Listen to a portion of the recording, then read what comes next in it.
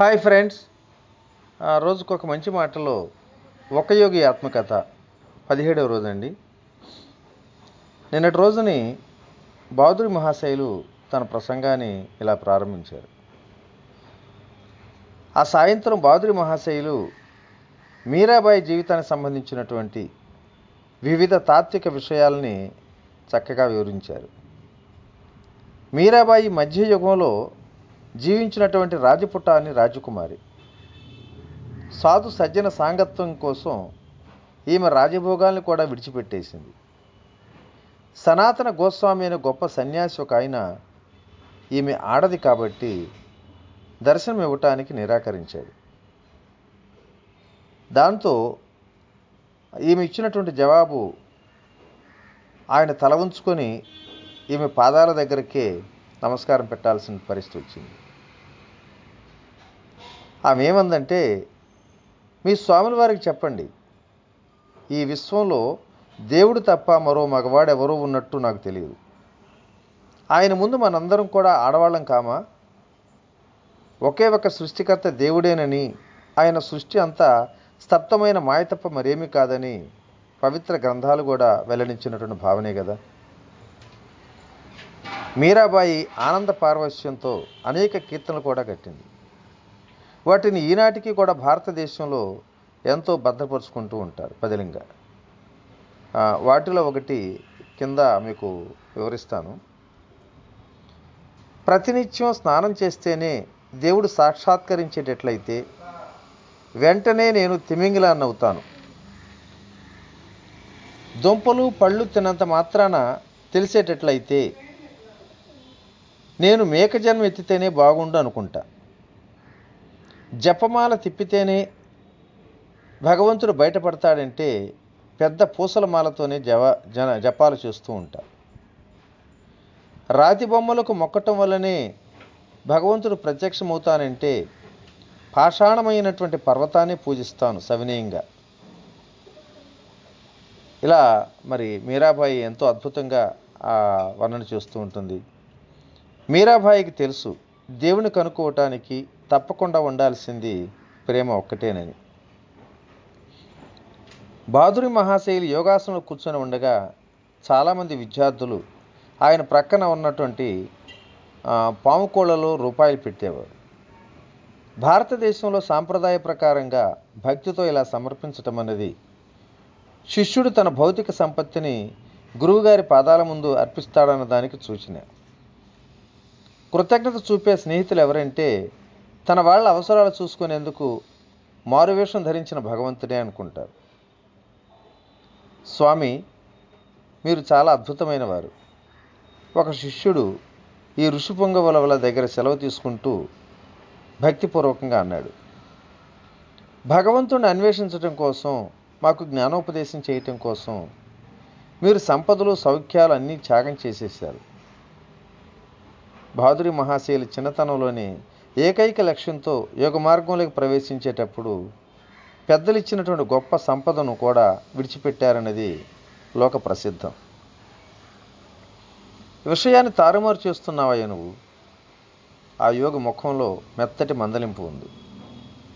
నేను అనంతమైన ఆనందంతో కూడినటువంటి విశ్వ సామ్రాజ్యం కోసం పనికి మాలిన రూపాయలు, కొన్ని చిల్లరమల్లర సుఖాలు మట్టుకే విడిచిపెట్టేశాను.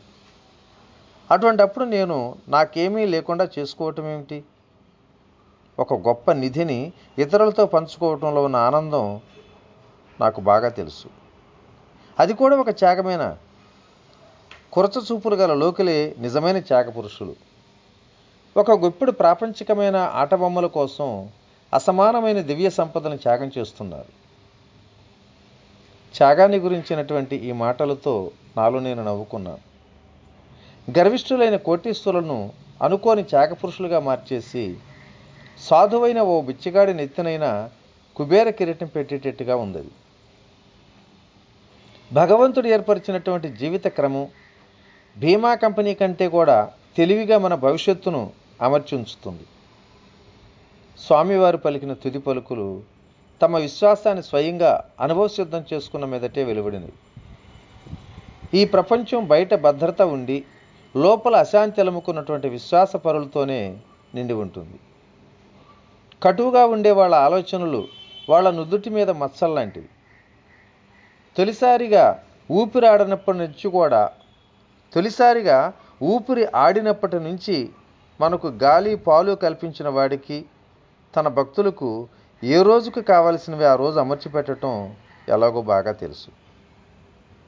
బడి విడిచిపెట్టిన తరువాత ఆ సాధువు గారి దర్శనానికి వెళ్ళటం కొనసాగిస్తూనే వచ్చాను నేను. అనుభవం సంపాదించడంలో ఆయన ఎంత ఉత్సాహంతోనో నిశ్శబ్దంగా తోడ్పడేవారు నాకు. ఒకనాడు ఆయన రామ్మోహన్ రాయ్ రోడ్డుకు మకా మార్చేశారు. అది మా ఇంటి పరిసరాలకు చాలా దూరంగా ఉంది. ఆయన మీద అభిమానం కల శిష్యులు ఒకరు నాగేంద్ర మఠం అన్న పేరుతో ఆయన కోసం ఒక ఆశ్రమం కూడా కట్టించారు. నా ఆత్మకథనం అనేక సంవత్సరాల ముందుకు తీసుకుపోయేదైనప్పటికీ బాధురి మహాశయులు నాతో అన్న చివరి మాటల గురించి మీకు ఇక్కడ నేను చెప్పాలి. నేను పాశ్చాత్య దేశాలకు బయలుదేరటానికి కొద్దిగా ముందు ఆయన కలిసి వీడ్కోలు దీవెనల కోసం ఆయన ముందు మోకరిల్లాను. అన్నట్టు ఇక్కడ మీకు నాగేంద్ర బహదూరి గారి గురించి కొంత చెప్పాలి. క్రైస్తవ ప్రపంచంలోని గాలిలో తేలే యోగుల్లో 17వ శతాబ్ది నాటి కూపర్టినోలోని సెయింట్ జోసెఫ్ ఒకడు. ఆయన చేసినటువంటి యోగ క్రియలను కళ్ళారా చూసి చెప్పిన వాళ్ళు చాలామంది ఉన్నారు. సెయింట్ జోసెఫ్ మతిమరుపు మనిషిగా పైకి కనిపించేవాడు. కానీ ఆ మతిమరుపు నిజానికి ఒక దివ్య స్మరణ. తోటి ఆశ్రమవాసులు ఆయన్ని అందరితో పాటు కలిసి ఒకే బల దగ్గర భోజనాన్ని కూర్చొనిచ్చేవారు కాదు. పింగాణి పళ్ళాలతో సహా ఆయన గాలిలో పైకప్పు దాకా తేలిపోతాడని, ఈ సాధువు ఎక్కువసేపు ఎప్పుడూ భూమి మీద ఉండలేకపోవటం వల్ల ప్రాపంచిక విధులు నిర్వర్తించడానికి అనర్హుడైన ఒకే ఒక వ్యక్తి అన్నది నిజం అనుకునేవాళ్ళు. ఒక పవిత్ర విగ్రహం కంటపడితే చాలు సెయింట్ జోసెఫ్ గాలిలో నిటారుగా తేలిపోవటం తరచూ జరుగుతూ ఉండేది. ఇద్దరు సాధువులు, ఒకరు శిలారూపంలోనూ మరొకరు రక్తమాంసాలతోనూ గాలిలో పైన కలిసి గుండ్రంగా తిరుగుతూ కనిపించేవాళ్ళట. మహోన్నత ఆత్మరాలు అవిలాలో ఉండే సెయింట్ తెరీసాకు శరీరం పైకి తేలిపోవటం చాలా ఇబ్బందిగా ఉండేదట. సంస్థాపరమైనటువంటి కార్యభారాలు నిర్వర్తించవలసి ఉన్నందువల్ల గాలిలో పైకి తేల్చే అనుభవాలు రాకుండా ఉండటానికి విఫల ప్రయత్నాలు చేసేది. కానీ ప్రభు మరో విధంగా చేయదలిసినప్పుడు చిన్న చిన్న జాగ్రత్తలు కూడా ఎంతో నిష్ఫలమయ్యేవి. సెయింట్ తెరీసా భౌతిక కాయం స్పెయిన్లోని అల్ఫా అనే ఊళ్ళో ఒక చర్చిలో ఉంది. ఇది 4 శతాబ్దాలుగా చెక్కు చెదరకుండా ఉంది. దీనికి తోడు పూలవాసనలు కూడా గుబాళిస్తూ ఉంటాయి అక్కడ. ఈ స్థలంలో లెక్కలేనన్ని అలౌకిక ఘటనలు సంభవించాయని చెప్తూ ఉంటారు.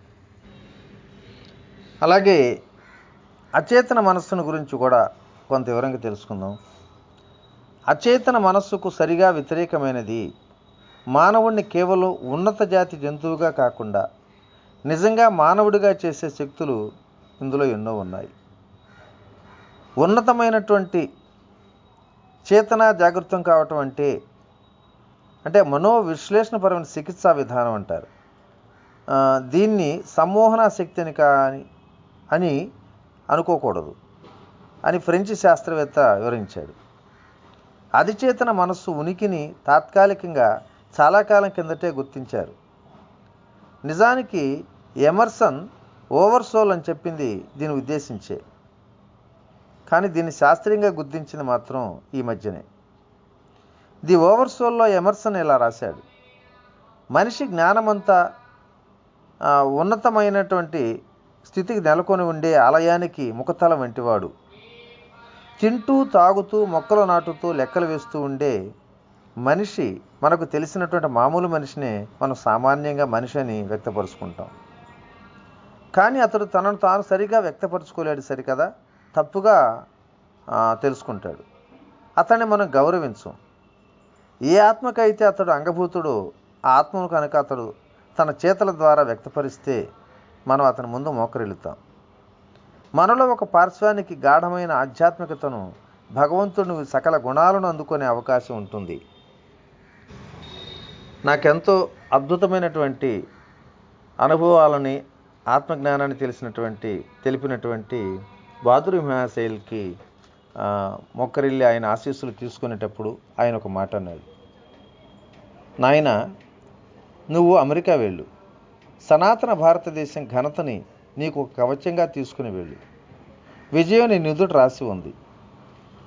దూరదేశాలు సజ్జనులందరూ కూడా నేను బాగా ఆదరిస్తారని చెప్పి దీవించడం జరిగింది.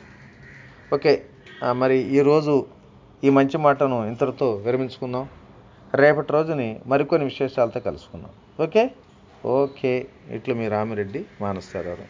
Thank you.